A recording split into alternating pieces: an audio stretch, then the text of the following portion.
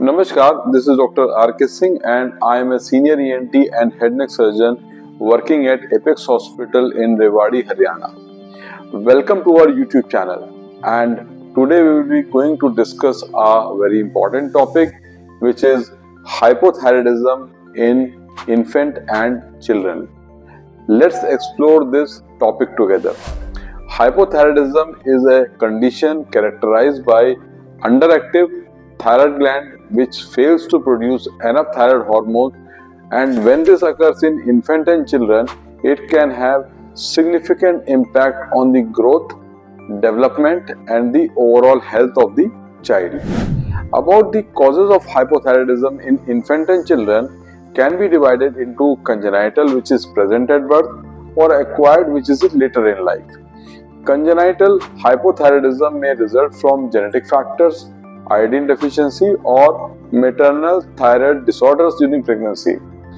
Acquired hypothyroidism can occur due to autoimmune thyroiditis, thyroid surgery or radiation therapy.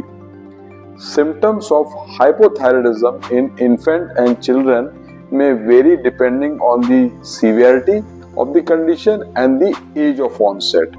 The common signs, which include poor growth, delayed development, fatigue, constipation, dry skin, hair loss and cold intolerance. Infant may also exhibit some signs such as jaundice, hoarse cry and umbilical hernia. Diagnosing hypothyroidism in infant and children involve blood tests to measure the level of thyroid stimulating hormone, anti-thyroxine T4. Newborn screening program often include a blood test shortly after the birth to detect the congenital hypothyroidism early and prevent the complications of this. Treatment of hypothyroidism in infant and children typically involve lifelong thyroid hormone replacement therapy with synthetic thyroid hormone medication such as levothyroxine is prescribed to restore the thyroid hormone level into normal and to support the health and growth and development of the child.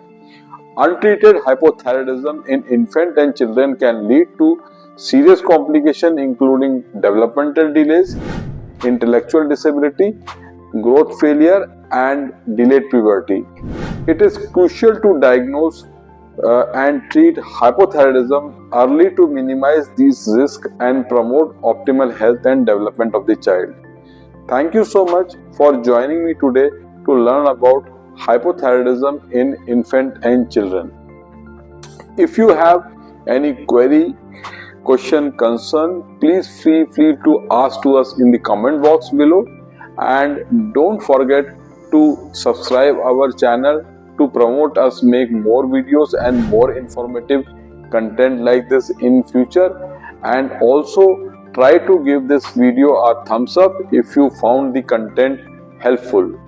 Until next time, take care, stay healthy and bye bye.